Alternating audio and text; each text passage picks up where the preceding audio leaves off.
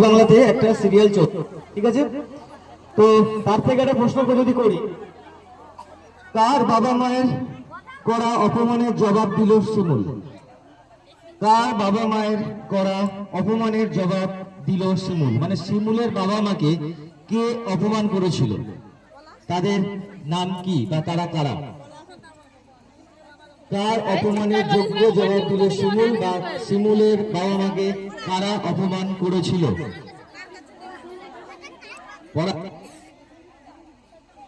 না, উত্তরটা হবে হচ্ছে প্রতীক্ষার বাবা মা। প্রতীক্ষার বাবা মা।